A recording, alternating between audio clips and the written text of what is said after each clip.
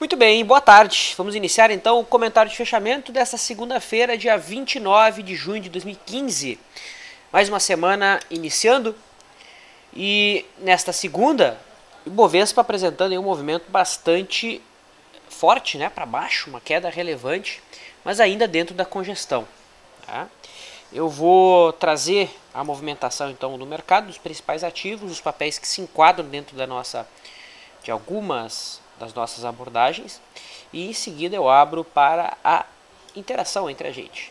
Quem acompanha ao vivo e quer interagir comigo pode clicar no chat que fica logo abaixo, e quem acompanha a gravação pode entrar no nosso fórum do site leandrostormer.com.br para interagir não só comigo, mas com os demais traders da comunidade LS.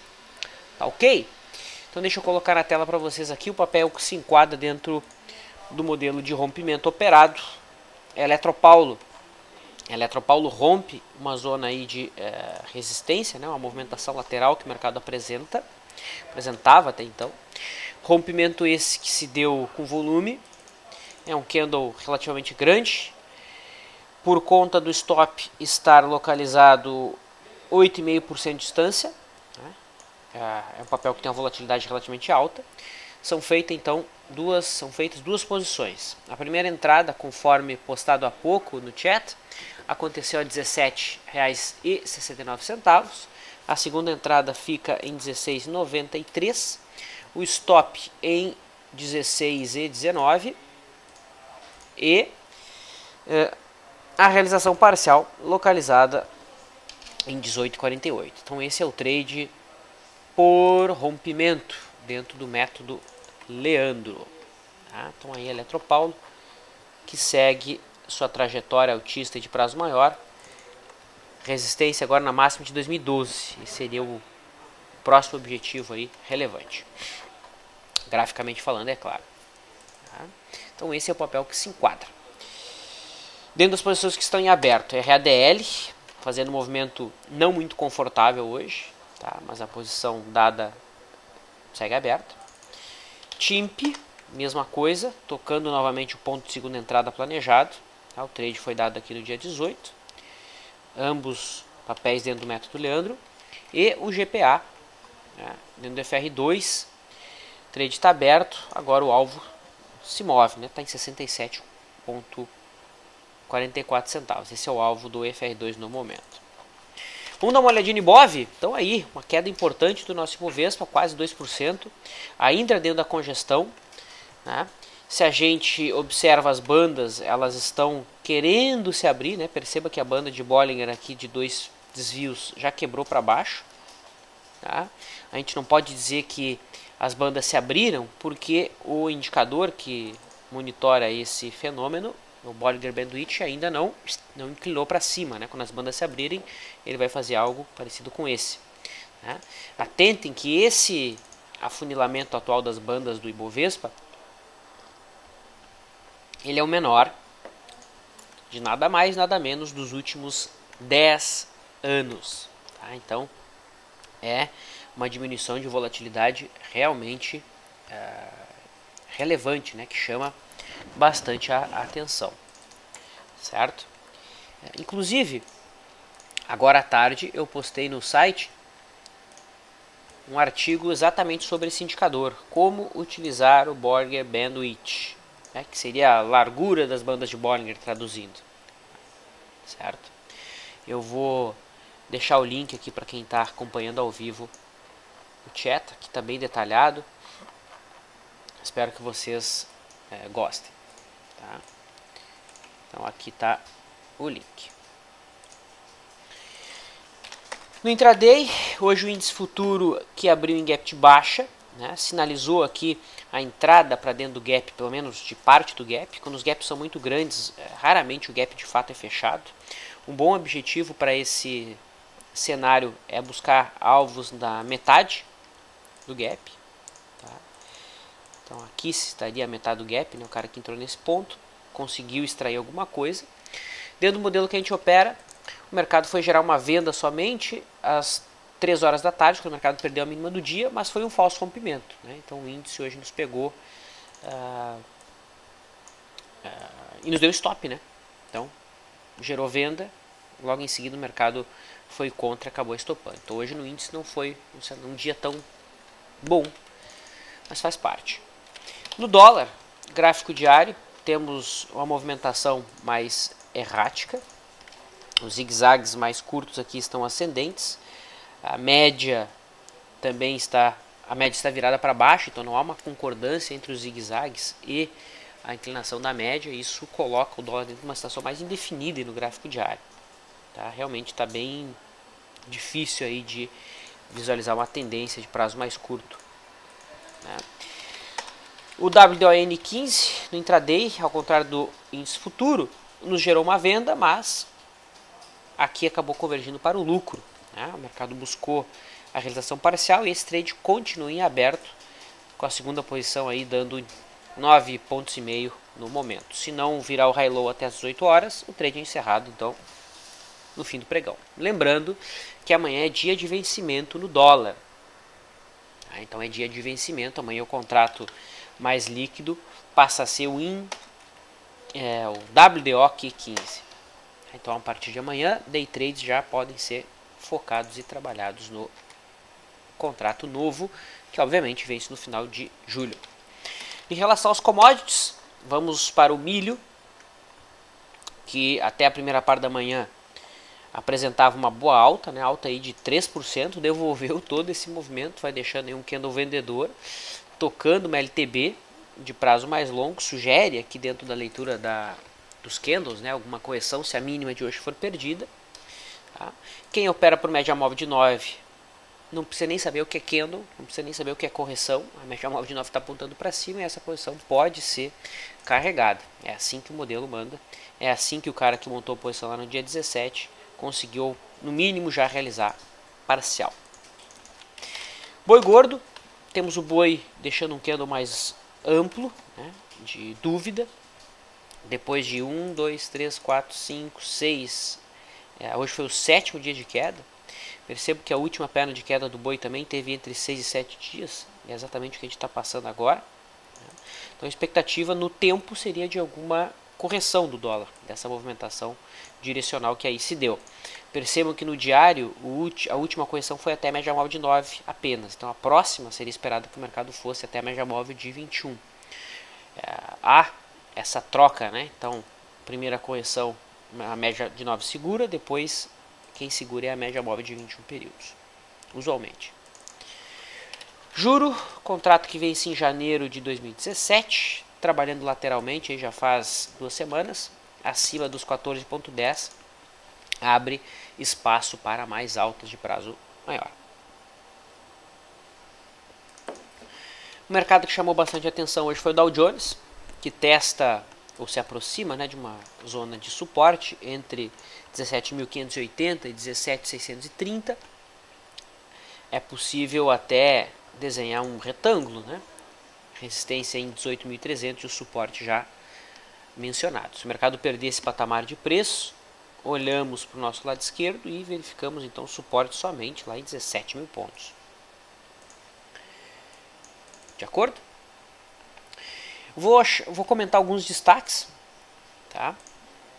Rapidamente. Trago então aqui a movimentação de Brasil Foods, que frustrou aqui a expectativa de rompimento, que era para cima, né? O mercado acabou rompendo para baixo.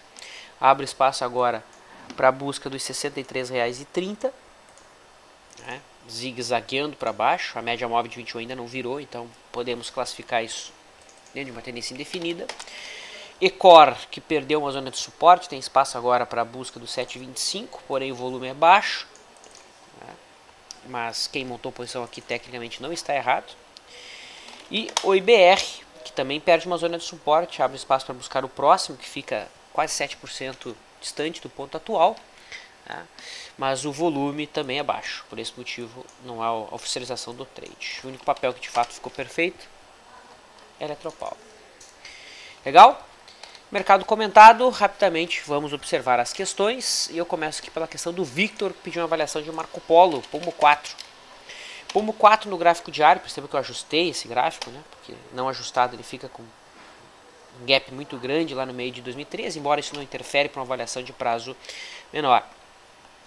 Marco Polo testa uma zona de suporte, que é um topinho anterior, aqui a faixa dos 2,35, 2,40. Né? Na sexta o mercado deixou um candle de dúvida, hoje deu sequência queda, ou seja, não confirmou a possibilidade de um fundo naquela zona sugerido pelo candle de dúvida de sexta. Não há nenhuma sinalização de recuperação da Marco Polo, apesar de ela já estar caindo aí há alguns dias, né, dentro do canal de baixa aí do gráfico diário. Como swing trader eu não vejo o que fazer nesse papel. Tá? Realmente não consigo observar nada muito limpo. Manu pede uma avaliação de Usiminas, o ZIN 5, que assim como Marco Polo testa aí uma zona de suporte, que é uma faixa dada pelo topo anterior, né, aí no gráfico diário. Tá? Usiminas estaria pronta para marcar um fundo aqui dentro da onda de Elliott, tá? Mas não o fez isso ainda. Na realidade essa sinalização se deu desde o dia 18 e quem montou a posição aqui mais agressiva acabou sendo estopado. Um indivíduo um pouco mais ousado poderia pensar em compra nessa faixa? Teoricamente sim, né? A gente teve uma mini sombra aqui nesse ponto, um candle branco na sexta, mas esse padrão não foi acionado, né? O mercado não superou a máxima do candle de sexta. Então eu vejo uma situação incômoda para posicionamento na compra nesse ponto. O ideal que seria esperar sim um pivô de alta. Tá? Sega diz o seguinte: Vlad, o movimento de Petro foi bem estranho. Essa subida de manhã foi inesperada dada a situação geral do mercado, mas hoje fecha com o vendedor perdendo a mínima dos 12,30, pode testar 11,90. E se perder deve ir até os 10,40. Concorda? Olha, eu concordo que a Petro no geral está estranha. Não diria estranha, né? Acho que o termo é indefinida. No diário não há uma tendência muito clara, ela se movimenta aí de maneira mais lateral. As médias começam a se cruzar loucamente quando você observa um cruzamento para baixo, depois o mercado cruza para cima, as médias caminham para o outro, para o cruzamento no lado oposto, sem definição. Operar aqui dentro é muito confuso, é muito difícil. Tá? E hoje, de fato, foi um candle grande, um candle maior. Na primeira parte do pregão, o mercado que abriu em gap de baixo, rompeu a linha d'água, sinalizou um dia comprador, mas quando perdeu a linha d'água, a sinalização foi aqui. A sinalização que foi dada aqui foi a seguinte: não estou para trades direcionais hoje, né? Não brinque comigo, eu estou difícil. Porque aqui o mercado acabou sinalizando um dia Search and Destroy, não acabou sendo. Mas no mínimo que a indicação dada aqui foi: se afaste, será um pregão difícil. Tá? E realmente, no diário eu realmente não vejo o que fazer. Se houver a perda aqui do suporte em 11,90, o próximo suporte, olhando aqui para o lado esquerdo, fica na faixa dos 10,40, que é um topinho anterior, topo de janeiro e fevereiro. Então, de fato, concordo plenamente contigo. Estamos alinhados. Vlad, o índice foi estopado? Sim, Paulo, já comentamos. O trade do índice na venda foi estopado no candle das 16 horas. O Alexandre pede a avaliação de BTOW. Vamos dar uma olhadinha no gráfico da BTOW. Que em tendência de baixa perde fundinho anterior, abre espaço para a busca do suporte, que já era esperada desde o dia 23, né? A busca lá dos 16, a gente até colocou que nessa faixa aqui dos 20 e 21 reais tínhamos um fundinho anterior que devia segurar o mercado por alguns dias, mas o grande alvo ficaria lá em 16,20, e é de fato onde o mercado está indo, né? Segurou aqui por 2 dias e agora perde e estopa quem montou posição aqui nesse ponto. Tá? Dá para vender BTOW nesse patamar? Olha, tecnicamente é uma venda possível, tá? Tem aluguel de sobra. Tá? Um stop válido seria acima de 22,85, 21,85, desculpa. Tá? Pelo método Leandro apenas não é o candle adequado para isso. Mas tecnicamente é uma venda. O que você acha de uma venda em Gol 4, pede a Cissa? Bom, quando fala em venda, a primeira coisa que a gente tem que fazer é olhar se tem aluguel, né? Não adianta o papel estar lindo, maravilhoso e não ter aluguel. E tem aluguel. Então, o Gol normalmente não tem aluguel, né? Por isso que eu coloquei essa frase. Mas aqui até que existe uma grande oferta. No diário, o papel testa uma zona de suporte, que é a mínima do ano. Tá? Abaixo de 7,34, perfeito no ponto que tu colocou. Há espaço para o mercado cair até... Que ponto é esse? 6,80. Então tem essa faixa aqui de preço para ser aproveitado. Tá? Então, eu particularmente gostaria de ver o mercado não perder esse suporte amanhã. Queria ver o mercado ficar uns 2 ou 3 dias de lado para perder na sexta ou quinta-feira. Aí eu faria uma venda mais tranquila. Tá? Ou melhor ainda, né? Se não houvesse essa mínima. Se essa mínima aqui não existisse, a venda hoje seria uma venda adequada. Se convenhamos, é uma venda desconfortável para fazer aqui em cima da mínima do ano, né? Kaesar. Isso, por favor, comente. Nós pedimos uma lista aqui, né? CSMG3, CEMIG e Natura. CSMG3, no diário em tendência de baixa. Perdeu na semana passada nada mais, nada menos que a mínima do ano, 14,30. Vamos olhar para o nosso lado esquerdo. Próximo suporte agora fica na mínima do ano de 2008, em R$12. Não há suporte próximo, apesar da queda forte nos últimos dias, eu não vejo ponto de compra. Venda, o ideal seria alguma congestão, alguma movimentação lateral e perda de suporte, ou teste das médias. Tá? CEMIG, no diário tem suporte em 11,06. Tá? Deixou na sexta-feira um candle branco, que não superou hoje. Isso demonstra fraqueza, né? Quando o mercado deixa um candle branco e não supera a máxima, não marca um fundo, essa sensação de fraqueza. Então esse mercado aqui deve corrigir lateralmente. Perceba que a última correção foi aguda, né? O mercado subiu na última correção. Então agora o esperado seria uma correção lateral. Mais um motivo para não se trabalhar trade de retorno à média no momento em CEMIG. Natura perdeu quando é que foi aqui? Foi quinta-feira, suporte, né, em R$27. Quem montou venda aqui está com posição aberta, não foi estopada ainda essa venda. O objetivo gráfico técnico de Natura fica em 25,70. Esse é o objetivo do papel que trabalha assim em tendência de baixa. Não vejo trade na compra no momento. Trade na venda, o ideal seria esperar no mínimo Dave Landry aqui, né? Um candle que tem a sua máxima acima das últimas duas para buscar a venda de maneira mais tranquila. Tá bom? Muito bem. Então, eu estou seguindo uma nova metodologia aqui dos chats de fechamento, né? Respeitando um período de tempo menor, como você já deve ter percebido, certo? Eu vou me despedindo. Agradeço a presença de todos vocês.